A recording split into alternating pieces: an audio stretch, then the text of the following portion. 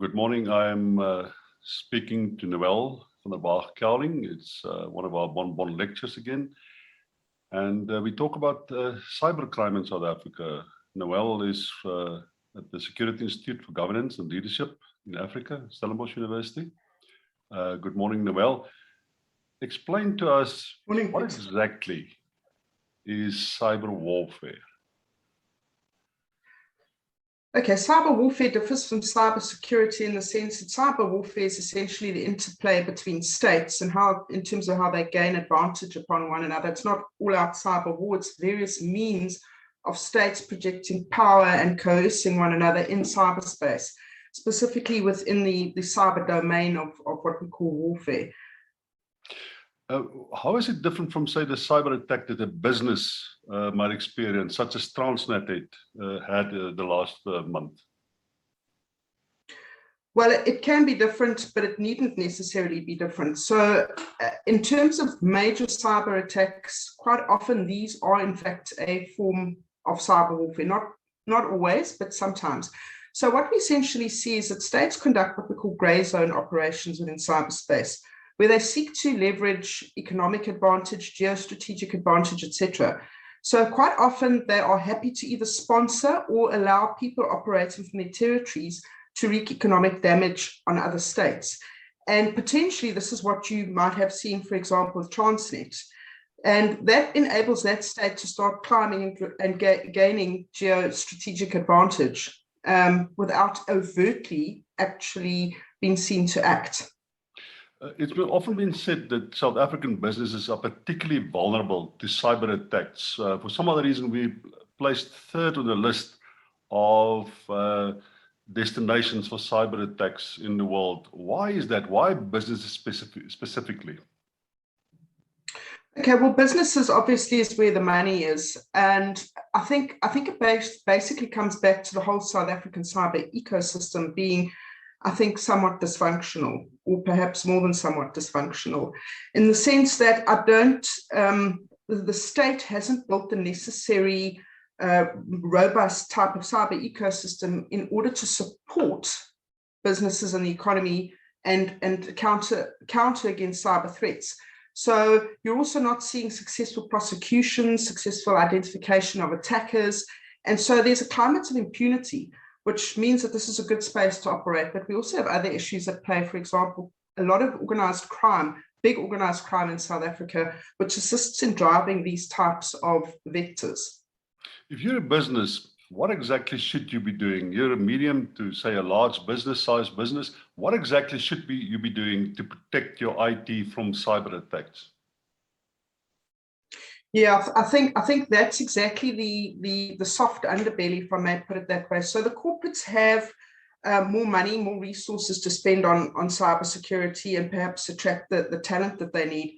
But for SMEs, that's just not there. It's very hard to retain cybersecurity staff, and it's expense. And I think very often an expense they just don't have the resources for, especially at this time. South African business is very stretched. So they also can't leave themselves wide open. So very often what you see is businesses now approaching managed cybersecurity services, I think, which is in a nascent phase in South Africa. And it's, I think, something that they should look to do, somebody to manage those issues for them. The one thing you can't do is do nothing. Not only the economic damage to your business, which can literally shut you down, but also the reputational risk. And increasingly we're seeing that within your supply chain, the companies the bigger entities in the upstream of you want to know, they want, from a risk management assurance point of view, they want to know that you as a business are secure because you're actually tapping into their digital architecture at some point. What is in it for those who launch cyber attacks? What do they gain from it? Right. Well, that would depend on the actor. So essentially, I think if we distinguish between cyber attacks and cyber espionage and data theft, they're all different, but they all fall under cyber misdemeanors, if I can put it that way. So from an espionage point of view, there's a lot of IP theft that goes on, but also gaining strategic business advantage in terms of what is this business's plans, what are they up to, what market are they tapping into. So we see quite a lot of that going on. But then data theft, obviously data is monetized and can be used for all sorts of things, sold on the dark web, etc. And then, of course, from a cyber attack point of view, it really depends on who the actor is. Quite often, a cyber attack, ransomware, etc., they're hoping for a big cash payout. If it's a different type of cyber attack where you're seeing malware that's shutting down systems, very often businesses are actually collateral damage there in very often state type of cyber activities against one another. Typically, for example, what you saw with the SolarWinds attack, where the collateral damage filtered down to businesses because there's so much connectivity, but it was actually a state-on-state type of cyber operation. Do we have legislation in place in South Africa to deal with cyber warfare and cyber attacks on businesses? We have the Cyber Crimes Act. From a cyber warfare point of view, no, but that there's general international legislation and norms there that protect all states. I think the big question is, do we have the capacity to make the legislation work? So it's one thing to have the legislation in place, but that now implies that you have advanced forensic capabilities, both within the police services as well as with the National Prosecuting Authority, because that. Yes, no, go on. It's about presenting a lucid case that you actually have the correct chain of evidence, that it's been stored correctly in order to prosecute that case. And of course, the biggest single problem here is reporting a cybercrime at a police station. It's almost impossible. You're normally referred away and told sort of to elevate it to police HQ in Pretoria, but the Hawks don't really look at anything under 500,000. I understand it. Tell me, are there some countries who are more likely to be associated with cyber attacks? We often hear that the Russians are involved or the Chinese. Is it possible to stereotype this behavior into certain nationalities? I think certain regions of the world, we do know that are well known for certain cyber activities. So definitely the area around the Caucasus, Russia, Belarus, states like that, there's a lot of ransomware, there's a lot of organized cyber criminal activity coming out of there, and they seem to be able to operate unhindered.